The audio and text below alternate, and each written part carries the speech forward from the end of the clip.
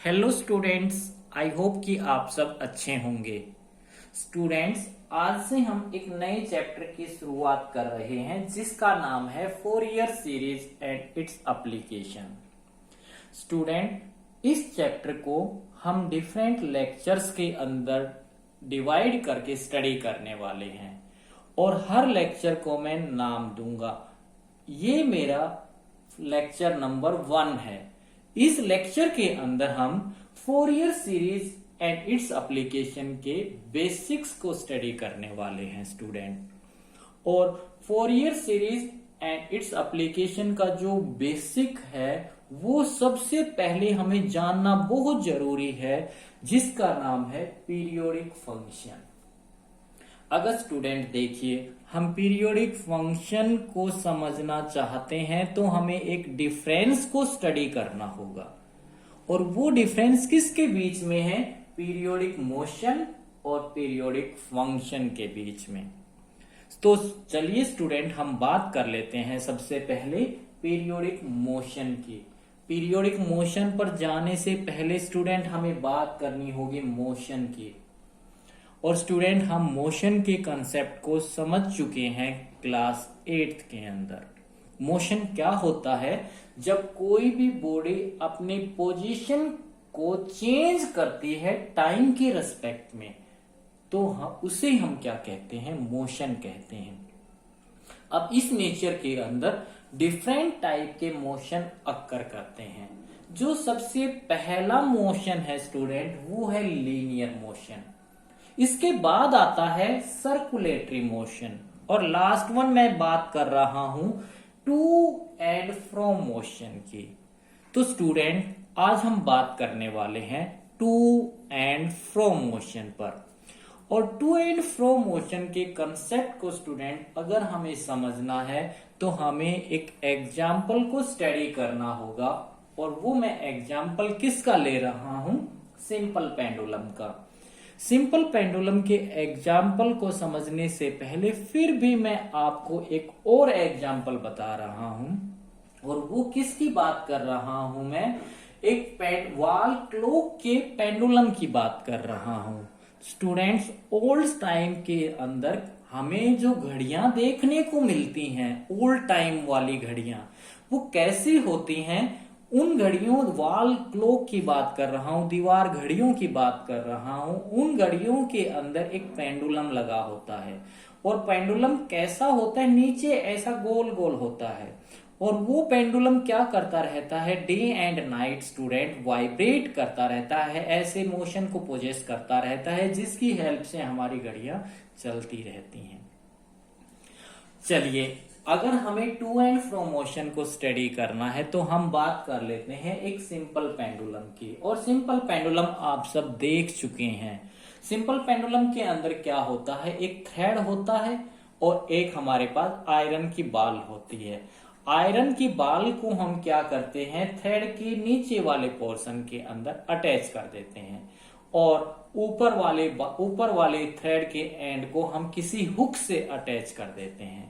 इसके बाद हम क्या करते हैं?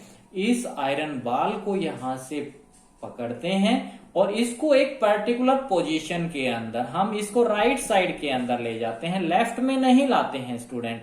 हम इसको किधर लेके जाते हैं? राइट साइड के अंदर। और जहां जितना स्ट्रेच करने के बाद हम इस बाल को एक पोजीशन के ऊपर रोक देते हैं, तो वो पोजीशन हमारी क्या कहलाती है स्टूडेंट? टू। उस पोजीशन को हम कहते हैं टू। इसके बाद हम इस बाल को यहां से क्या कर देते हैं? इस पोजीशन से रिलीज कर देते हैं। तो बॉल क्या करती है? टू वाली पोजीशन से चलती है और अपनी मेन पोजीशन पर आती है, और मेन पोजीशन के बाद ये बॉल किधर जाती है? लेफ्ट हैंड साइड में जाती है, और एक पर्टिकुलर पोजीशन तक जाती है। जिस पोजीशन तक जाती है उस पोजीशन को हम नाम देते हैं फ्रो का नाम देते हैं। और इसके बाद ये फ्रो से फिर चलती है, और फ्रो से कहां पर आती है? मेन पोजीशन के ऊपर फिर आती है, और मेन से फिर किधर जाती है? फिर ये टू के ऊपर जाती है। और ऐसे ये कंटिन्यू क्या करती रहती है? वाइब्रेट करती रहती है। अब सबसे पहले स्टूडेंट देखिए, इस मोशन का नामकरण हम बाद में करने वाले हैं। सबसे पहले हमने क्या देखा, ये जो बॉल थी टू से कहां पर आई, मीन के ऊपर आई, मीन से फ्रो पे गई, फिर फ्रो से मीन के ऊपर आई, फिर टू के ऊपर चली गई, तो ये एक साइकिल बन गई। इसके बाद इस बॉल ने क्या किया है, उसी साइकिल को फिर रिपीट किया है, तो ये फिर इस मोशन की कौन सी साइकिल बन गई, सेकंड बन गई। इसके बाद ये फिर उसी मोशन को रिपीट करेगी, तो ये इसकी एक थर्ड साइकिल बन गई। इसका मतलब ये एक रिपीटिव मोशन बन गया।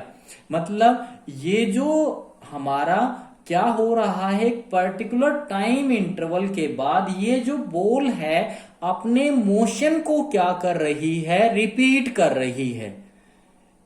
और ऐसे मोशन को हम क्या कहते हैं फिजिक्स के अंदर, ऑसिलेटरी मोशन कहते हैं स्टूडेंट। अब ये जो ऑसिलेटरी मोशन है, इस नेचर के अंदर सिंपलेस्ट से सिंपलेस्ट जो ऑसिलेटरी मोशन हमें देखने को मिला उसको एक्सप्लेन किया गया, और फिजिक्स के अंदर उस मोशन, उस ऑसिलेटरी मोशन को क्या नाम दिया गया, सिंपल हार्मोनिक मोशन का नाम दिया गया। अब हमें पता चल चुका है जो ये टू एंड फ्रो मोशन है, ये किस मोशन की हेल्प से एक्सप्लेन किया गया है, ये सिंपल हार्मोनिक मोशन की हेल्प से एक्सप्लेन किया गया है। तो स्टूडेंट अब इस मोशन को एक्सप्रेस करना था, हम एक्सप्लेन तो कर दिया, एक्सप्रेस कौन करवाता है, मैथमेटिक्स करवाता है। और इस मोशन को मैथमेटिक्स ने एक्सप्रेस किससे करवाया, फंक्शन से करवाया। और वो देखो ये मोशन कैसा है, रिपीटिव मोशन है।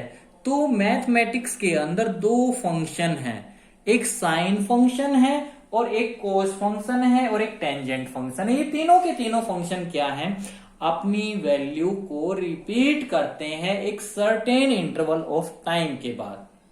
देखिए मैं एक बात कर रहा हूं, इस सिंपल हार्मोनिक मोशन को किससे एक्सप्रेस किया गया, सिंगल हार्मोनिक फंक्शन की हेल्प से एक्सप्रेस किया गया। और मैथमेटिक्स के अंदर वो सिंगल हार्मोनिक फंक्शन कौन कौन से हैं, साइन एक्स है, कोस एक्स है, टेंजेंट एक्स है। इनको हम हार्मोनिक फंक्शन क्यों कह रहे हैं, अभी हम इसके ऊपर बात करेंगे। स्टूडेंट थोड़ा डिस्टरबेंस आ रहा होगा आपके पास, लेकिन फिर भी मैं आपको बेटर वे में एक्सप्लेन करने की कोशिश कर रहा हूं। देखिए अगर ये मैं जो बात कर रहा हूं सिंगल हार्मोनिक फंक्शन की, यानी कि जो ये साइन एक्स है या ये कोस एक्स है या ये टेंजेंट एक्स है, सबसे पहले जो हमने फंक्शन लिया है वो कौन सा ग्राफ लिया है, वो साइन एक्स का लिया है। इसका मतलब यहां पर मैं जो ये फंक्शन ले रहा हूं, ये जो फंक्शन यहां पर मैंने लिखा है और ये एक मैंने सिंगल भी लिखा है, और हार्मोनिक्स की बात भी करेंगे। हार्मोनिक्स किस में आ गया, ये फिजिक्स में आ गया, और ये फोरियर सीरीज में हार्मोनिक्स की हम बात करने वाले हैं। देखिए जो मैंने पहला फंक्शन लिया है वो कौन सा लिया है, साइन एक्स का लिया है। अगर मैं क्या कहूं, यहां पर ये जो साइन एक्स है हमने इसको प्लॉट करने की कोशिश की एक्स की डिफरेंट डिफरेंट वैल्यूज के ऊपर। तो सबसे पहले हमने एक्स की वैल्यू को, अगर मैं टेबुलेटेड फॉर्म में यहां पर आपको दिखाऊं, जैसे मैंने ये टेबल बनाई है, ये मेरे पास एक्स है और ये मेरे पास एफ एक्स है। ये मेरे पास x की वैल्यू लूंगा तो यहाँ पर किसकी वैल्यू आएंगी, f ऑफ x की वैल्यू आएंगी। जैसे मैंने x की वैल्यू 0 ली है, यहाँ पर 0 पुट करूंगा तो साइन 0 0 आएगा, इसका मतलब फंक्शन की वैल्यू 0 आ गई। इसके बाद मैंने वैल्यू को लिया पाई बाई 2, 90 को लिया मैंने। 90 के ऊपर मेरे को पता है साइन की वैल्यू कितनी आती है, 1 आती है, और फंक्शन की वैल्यू क्या आ गई, 1 आ गई। इसके बाद मैंने क्या पुट किया, डिफरेंट वैल्यू को, पाई को लिया तो साइन पाई कितना होता है, 0 होता है, हमें पता है। इसके बाद मैंने फिर क्या किया, साइन 3 पाई बाई 2 पे तो कितना होता है, ये साइन 1 होता है। इसके बाद मैंने सीधा 2 पाई, मैं यहाँ पर साइन 3 पाई बाई 2 ले लू तो साइन 3 पाई बाई 2 पे कितना होगा, 1 होगा। इसके बाद 2 पाई के ऊपर फिर हम जब देखते हैं तो साइन की वैल्यू कितनी आती है, 0 आती है। तो जब हमने इसको प्लॉट किया ग्राफिकली तो देखिए स्टूडेंट, एक वाई एक्सिस के ऊपर मैं क्या ले रहा हूं, फंक्शन की डिफरेंट डिफरेंट वैल्यू, और एक्स एक्सिस के ऊपर मैं क्या ले रहा हूं, एक्स की डिफरेंट डिफरेंट वैल्यू। देखिए साइन की वैल्यू 0 के ऊपर 0, यहां पर π/2 बीच में आएगा बिल्कुल, यहां पर ये π/2, तो ये मैक्सिमम वैल्यू है जो है 1 है, यहां पर ये मैं 1 मान के चल रहा हूं, और ये π/2। इसके बाद साइन पाई के ऊपर 0 वैल्यू होती है साइन की, 0 हो चुकी है। इसके बाद ये 3π/2 के ऊपर फिर वैल्यू क्या आती है, ये -1 आती है, हमें पता है -1 आती है, तो ये हमारी आ गई वैल्यू यहाँ पर -1 नीचे। इसके बाद फिर हमने देखा 2π के ऊपर ये वैल्यू हो गई 0। तो ये साइन की हमारे पास क्या बनी है स्टूडेंट, एक साइकिल बनी है, ये एक साइकिल हो गई हमारे पास, एक साइकिल हो गई। अगर मैं स्टूडेंट आपको समझाऊं तो ये वाली साइकिल फिर रिपीट होगी एज इट इज, किसके बाद, 2π के बाद, और साइन अपनी वैल्यू को रिपीट कर डालेगा, उसको फिर प्लॉट करेंगे तो ये बन गई। ये मेरे पास जो यहाँ 0 से लेकर 2π है, ये एक फर्स्ट साइकिल है साइन की। इसके बाद ये यहां से 2π से 4π, ये सेकंड साइकिल बन गई। 4π से 6π के बीच में थर्ड साइकिल बनेगी। हमारा पेंडुलम भी तो यही कह रहा है, ये हमारे पास एक साइकिल 2 से फ्रो से 2, एक साइकिल यहां से 2 से चले, यहां पे कहां पर पहुंचे, मेन पोजीशन पे, यहां पे फ्रो, फिर मेन पोजीशन पे, फिर 2 पे पहुंच गए, एक साइकिल बन गई। ऐसे ही सेकंड साइकिल बन गई। इसका मतलब हम सिंपल हार्मोनिक मोशन को किससे एक्सप्रेस कर सकते हैं, एक सिंगल हार्मोनिक फंक्शन से एक्सप्रेस कर सकते हैं। अगर मैं स्टूडेंट यहां पर फंक्शन ले लेता हूं, सपोज करो कोस, और कोस को मेरे को पता है, यानी कि अब मैं एक्स की डिफरेंट जब वैल्यू लूंगा तो कोस की वैल्यूज आएंगी यहां पर। अगर मैं देखिए वैल्यू लेता हूं स्टूडेंट, एक्स की वैल्यू लेता हूं, सपोज करो 0, तो हमारे पास कोस की वैल्यू कितनी होती है 1, और फंक्शन की वैल्यू क्या आ गई मेरे पास 1। अगर मैं π/2 लेता हूं, यहां पर π/2 लूंगा तो कोस की वैल्यू कितनी होती है 0, फंक्शन की वैल्यू कितनी आ गई 0। अगर मैं लेता हूं पाई, यहां पर देखिए अगर मैं लेता हूं पाई, और कोस पाई की वैल्यू कितनी होती है -1, हम जानते हैं। इसके बाद अगर मैं 3π/2 लेता हूं तो कोस 3π/2 कितना होता है 0 होता है। इसके बाद अगर मैं फिर 2π की लेता हूं वैल्यू, तो 2π के ऊपर फिर इसकी वैल्यू कितनी हो जाती है 1 हो जाती है। इसका मतलब जब हमने इसको ग्राफ को प्लॉट किया तो हमने x की वैल्यू को लिया x एक्सिस के ऊपर, फंक्शन की वैल्यू को लिया y एक्सिस के ऊपर। जब हमने ग्राफ को प्लॉट किया तो 0 0 फंक्शन की वैल्यू मैक्सिमम, π/2 0, ये 0, पाई के ऊपर -1, इसके बाद 3π/2 0, और 2π के ऊपर 1। यहां से देखिए स्टूडेंट, ये कोस की क्या बन गई, एक साइकिल बन गई, एक साइकिल बन गई। इसके बाद 2π के बाद फिर ये अपनी वैल्यू को क्या कर रहा है, ऐसे रिपीट कर रहा है सेम। यानी कि मैं एक सीजर लूं स्टूडेंट, और सीजर की हेल्प से अगर यहां से काट दूं और इस पोर्शन को उठाऊं यहां से, और इस साइकिल के ऊपर अगर रखता हूं, तो ये वाली साइकिल एज इट इज इसके ऊपर क्या कर जाएगी, सुपर इम्पोज कर जाएगी। इसका मतलब साइन एक्स और कोस एक्स 2π के बाद अपनी सेम वैल्यू को क्या कर रहे हैं, रिपीट कर रहे हैं। यानी कि 2π के पीरियड के बाद, एक 2π के साइकिल के बाद, एक 2π के मोशन के एक कंप्लीट साइकिल के बाद क्या कर रहे हैं, ये अपनी वैल्यू को रिपीट कर रहे हैं, रिपीटिव इंटरवल। यानी कि यहां से ये एक पीरियड बन गया, ये एक पीरियड बन गया। अब हम उस पीरियड की ही बात करेंगे। देखिए ये एक साइकिल है, फर्स्ट पीरियड, ये second period, third period, fourth period, and so on so forth, ये आएगा। अगर मैं टेंजेंट की बात करता हूं स्टूडेंट, और टेंजेंट हमें पता है, टेंजेंट की 0 वैल्यू के ऊपर कितनी होती है, 0 के ऊपर 0। फंक्शन की अगर मैं यहां पर टेंजेंट ले लूं, फंक्शन अभी मैं समझाऊंगा आपको, ये एक्स की वैल्यू अगर 0 लेता हूं तो फंक्शन कितना आएगा 0 0। अगर मैं पाई, इसके बीच में एक वैल्यू लेनी पड़ेगी मेरे को π/4, π/4 के ऊपर कितनी वैल्यू होती है इस टेंजेंट 45 1। इसके बाद मैं अगर पाई बाई 2 पे जाता हूं, पाई बाई 2 के ऊपर जाता हूं तो इसकी वैल्यू आती है इनफाइनाइट, इनफाइनाइट। इसके बाद अगर मैं पाई के ऊपर जाता हूं तो टेंजेंट पाई के ऊपर इसकी वैल्यू होती है अगेन 0।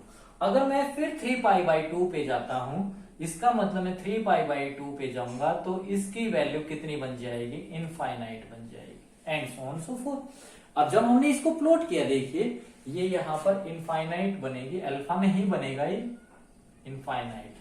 अगर मैं tangent 0 0 pi by 4 1 pi by 2 के ऊपर जाकर मैक्सिमम बन गया।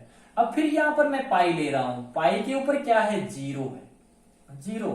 3 पाई बाई 2 के ऊपर इनफाइनाइट, पाई के ऊपर 2 पाई के ऊपर फिर 0, 5 पाई बाई 2 के ऊपर फिर इनफाइनाइट। इसका मतलब मैंने क्या देखा, यहां पर टेंजेंट अपनी वैल्यू को रिपीट कर रहा है। कितनी कितनी वैल्यू के बाद, कितने साइकिल के बाद, एक साइकिल का जो टाइम पीरियड बन रहा है वो कितना बन रहा है, पाई के बाद। अब यहां पर देखिए मैं इसको समझा रहा हूं आपको, इस पीरियोडिक फंक्शन के कंसेप्ट को समझने के लिए जो मैंने यहां पर एक ये बहुत इंपॉर्टेंट डेफिनेशन लिखी हुई है जो पीरियोडिक मोशन को एक्सप्लेन करेगी फंक्शन की हेल्प से।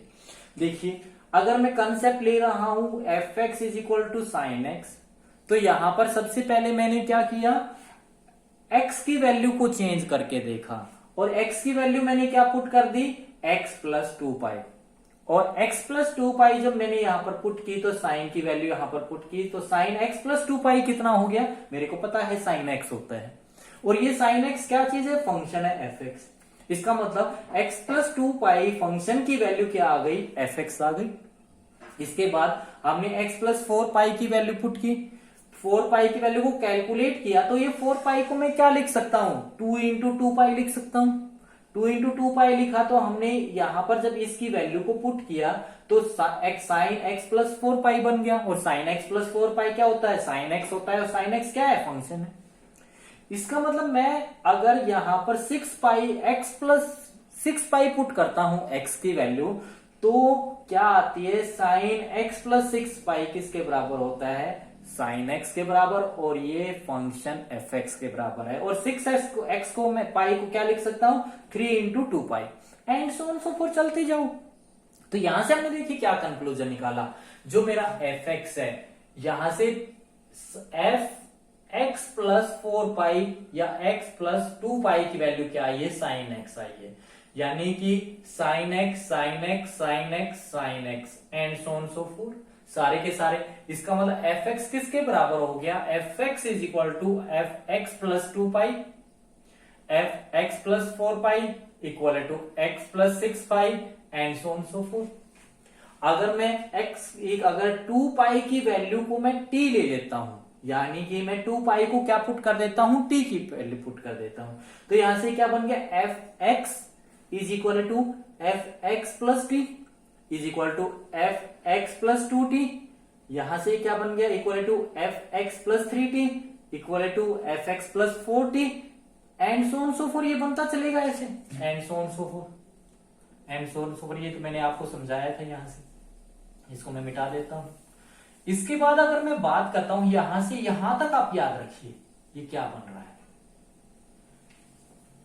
अब यहां पे अगर मैं कोस एक्स और टेंजेंट एक्स की वैल्यू लेता हूं, अगर कोस एक्स की मैं बात कर रहा हूं तो देखिए एक्स की वैल्यू को मैं रिप्लेस कर रहा हूं एक्स प्लस 2 पाई, तो कोस एक्स प्लस 2 पाई कितना हो गया, कोस एक्स वैल्यू आती है एफ एक्स के बराबर आ गया। ऐसे ही मैंने एक्स की वैल्यू को रिप्लेस कर दिया एक्स प्लस 4 पाई से, तो ये cos x plus 4 pi equal to cos x, और ये किसके बराबर, एफ एक्स। 6 अगर मैंने एक्स की वैल्यू को रिप्लेस किया एक्स प्लस 6 पाई, तो ये क्या बन गया, cos x plus 6 pi is equal to cos x, और ये equal to f x and so on so forth. Replace करते चलो, तो यहां से मैं देखूं इस एफ एक्स अगर कोस एक्स है, तो यहां से एफ एक्स प्लस 2x की वैल्यू भी क्या आ गई, कोस एक्स, वो एफ एक्स के बराबर आ गई। इसका मतलब एफ एक्स की वैल्यू किसके बराबर हो गई, एक्स प्लस 2 पाई। यहां से अगर मैं ये देखता हूं तो ये भी कोस एक्स एफ एक्स आया है, तो इसकी वैल्यू किसके बराबर है, इसके बराबर। इसका मतलब मैंने सबको क्या कर दिया, इक्वल कर दिया। अगर मैंने यहां पर भी t की वैल्यू को पुट किया है 2 पाई, तो यहां से ये क्या बन गया, f x is equal to f x plus t is equal to f x plus 2t and so on so forth. चलते रहो आगे, यहां तक याद रखिए। अब मैं बात करता हूं f x is equal to, अगर टेंजेंट एक्स ले रहा हूं तो टेंजेंट यहां पर मैं क्या कर रहा हूं, नॉट ए 2 पाई ले रहा हूं, मैं ले रहा हूं x प्लस पाई। इसका मतलब x की वैल्यू को रिप्लेस कर रहा हूं किससे, x प्लस पाई से। तो मैं जब टेंजेंट x प्लस पाई तो टेंजेंट x आता है, और ये किसकी वैल्यू बन गई, that is equal to f x.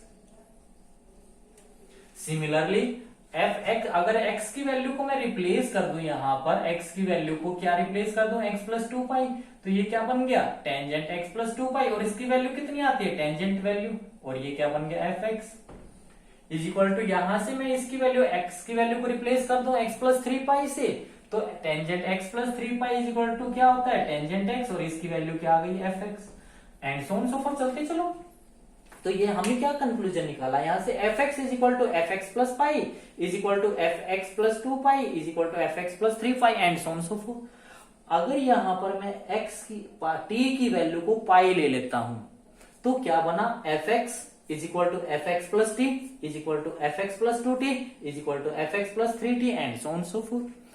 तो यहां पर देखिए स्टूडेंट, मैं t की बात कर रहा हूं, यहां पर t की जब मैंने बात की है 2 पाई यानी कि साइन और कोस अपनी वैल्यू को रिपीट करेंगे, कितनी वैल्यू के बाद, 2 पाई के बाद। इसका मतलब यहां पर मैंने ये देखा है, ये साइन की फर्स्ट साइकिल है, ये कोस की फर्स्ट साइकिल है, इसके बाद ये इसकी सेकंड साइकिल बनी है, इसकी सेकंड साइकिल बनी है, and so on so fourth. इसका मतलब ये मैं जो t की वैल्यू ले रहा हूं 2 पाई, t की वैल्यू जो ले रहा हूं 2 पाई, ये t की वो मिनिमम वैल्यू है, ये एक मिनिमम वैल्यू है, मिनिमम वैल्यू लेनी है, और ये पॉजिटिव लेनी है हमें, नोट ए नेगेटिव लेनी है। इसका मतलब यहां पर देखिए मैं बात कर रहा हूं, ये जो 2 यहां पर है ये किसको बता रहा है, ये सेकंड साइकिल को बता रहा है। ये जो 3 है ये थर्ड साइकिल को बता रहा है, थर्ड पीरियड को बता रहा है, थर्ड हार्मोनिक्स को बता रहा है। थर्ड हार्मोनिक्स की बात करेंगे अभी हम, इवन हार्मोनिक्स, ओड हार्मोनिक, जो हमारे पास first cycle, second cycle, third cycle, हम इसकी बात कर रहे हैं, उसको हम फोरियर सीरीज के अंदर क्या इसका नाम दे देंगे, हार्मोनिक्स का नाम दे देंगे। तो ये मेरे पास इसके अंदर भी ऐसे ही साइन और कोस तो क्या है, अपनी वैल्यू को रिपीट कर रहे हैं सेम 2 पाई इंटरवल के बाद। तो अब बात आ गई, अब दोनों सेम है तो हम दोनों को क्यों लेते हैं, दोनों को इसलिए लेना पड़ा स्टूडेंट क्योंकि एक इवन फंक्शन है और एक ऑड फंक्शन है। इवन हार्मोनिक्स चाहिए, इवन ऑसिलेशन चाहिए, या इवन हमें साइकिल चाहिए तो हम कोस एक्स की बात कर लेंगे। अगर ऑड हार्मोनिक्स चाहिए तो हम किसकी बात कर लेंगे, साइन की बात कर लेंगे। और टेंजेंट को अगर मैं देख रहा हूं तो student t is equal to 2 pi, ये पाई के बाद अपनी सेम वैल्यू को रिपीट कर रहा है, क्योंकि पाई के जब मैं कर रहा हूं तो same F x F x F x F x same value को रिपीट कर रहा है। और मैं जानता भी हूं, साइन का ग्राफ देखता हूं, कोस का ग्राफ देखता हूं, टेंजेंट का ग्राफ देखता हूं, तो ये दोनों तो 2 पाई के बाद अपनी वैल्यू को रिपीट कर रहे हैं और ये पाई के बाद अपनी वैल्यू को रिपीट कर रहा है। इसका मतलब हमने ऑसिलेटरी मोशन को एक्सप्रेस किया 3 फंक्शन की हेल्प से, और ये सिंगल फंक्शन है, और ये कैसे मोशन को एक्सप्लेन कर रहे हैं, एक रिपीटिव मोशन को एक्सप्लेन कर रहे हैं। एक पीरियड के बाद अपनी वैल्यू को क्या कर रहा है, रिपीट कर रहा है। तो इन फंक्शन को कौन सा नाम दे दिया गया, these are called periodic function का नाम दे दिया गया। मतलब ये cos x, sine x, tangent x जो है ये कैसे फंक्शन है, ये पीरियोडिक फंक्शन है। तो अब पीरियोडिक फंक्शन क्या होंगे, पीरियोडिक फंक्शन वो फंक्शन होगा जो अपनी वैल्यू को रिपीट करेगा after certain interval of a time. यानी कि अगर कोई भी फंक्शन ये कहता है कि मैं पीरियोडिक हूं, वो पीरियोडिक कब होगा, if there exist a least positive integer t। उस कंडीशंस के ऊपर क्या, यानी कि t की लीस्ट पॉजिटिव इंटीजर वैल्यू लेनी है और वो पॉजिटिव लेनी है, तो उस कंडीशन पर क्या होगा, f x plus t is equal to f x, जो मैंने यहां पर समझाया है। इसका मतलब t की पॉजिटिव वैल्यू लेनी है नंबर 1, और the minimum value of t जो है वो मिनिमम वैल्यू ऑफ t क्या है, वो इस फंक्शन का क्या होगा, पीरियड होगा। यानी कि यहां पर अगर मैं बात करूं, देखिए 2 पाई 4 पाई 6 पाई 8 पाई ये साइन के पीरियड नहीं है। यहां पर मैं बात करूं 2 पाई 4 पाई 6 पाई ये कोस के पीरियड नहीं है। यहां पर टेंजेंट में अगर मैं बात करूं पाई 2 पाई 3 पाई ये टेंजेंट के पीरियड नहीं है। टेंजेंट का जो पीरियड कौन सा, कोस का जो पीरियड है वो कौन सा पीरियड है, ओनली 2 पाई। कोस का साइन का पीरियड जो है वो 2 पाई, टेंजेंट का जो पीरियड है वो है पाई। और हमें ग्राफिकली हम देख चुके हैं ये क्या अपनी 2 पाई के बाद अपनी वैल्यू को रिपीट कर रहे हैं। तो periodic function is that function, वो फंक्शन होगा जो अपनी वैल्यू को क्या करे, रिपीट करे after certain interval of a time, and that interval of time that is, और वो जो इंटरवल है वो उसकी मिनिमम जो वैल्यू होगी वो उस फंक्शन का क्या होगा, पीरियड होगा। यानी कि हम 2 पाई 4 पाई 6 पाई इन सबको पीरियड नहीं कहेंगे, हम किसको पीरियड कहेंगे, ओनली 2 पाई को। इसके बाद 4 पाई जो है वो सेकेंड इसका क्या बन गया, एक वाइब्रेशन बन गया, साइकिल बन गई। सेकेंड एक पीरियड को डिफाइन कर रहा है, लेकिन उसका इंटरवल कितना है, 2 पाई है। थर्ड हार्मोनिक्स, यानी कि ये जो एक्सप्लेन करेगा सेकेंड हार्मोनिक्स को एक्सप्लेन करेगा, ये थर्ड हार्मोनिक्स को एक्सप्लेन करेगा, एंड सो ऑन ये फोर्थ हार्मोनिक्स को एक्सप्लेन करेगा। जैसे यहाँ पे टी 2t 3t 4t ये फर्स्ट हार्मोनिक, ये first second third fourth and so on so fourth, ऐसे हार्मोनिक्स इनको एक्सप्लेन करता चलेगा साइन एफ एक्स फंक्शन की, and so on so forth. तो यहां पर जब भी हम पीरियोडिक फंक्शन की बात करेंगे स्टूडेंट, तो हमें यहां पर ये ध्यान रखना है कि हम उस फंक्शन के पीरियड की लीस्ट वैल्यू की बात कर रहे हैं, ये बात ध्यान रखनी है। यानी कि पीरियोडिक फंक्शन क्या हुआ, periodic function is that function whose value is repetitive after a certain interval of a time. अब वो इंटरवल ऑफ ए टाइम कितना है, हम उसकी बात कर रहे हैं। If there exist a least positive integer t such that, इस कंडीशन पर दोनों फंक्शन की वैल्यू क्या होगी, सेम होगी, तो मिनिमम वैल्यू ऑफ टी जो है वो क्या कहलाएगी, उस फंक्शन का पीरियड कहलाएगी। ये पीरियोडिक फंक्शन के ऊपर कंसेप्ट था स्टूडेंट। लेक्चर नंबर 2 के अंदर हम बात करेंगे फोरियर सीरीज के बेसिक्स पर। Thank you.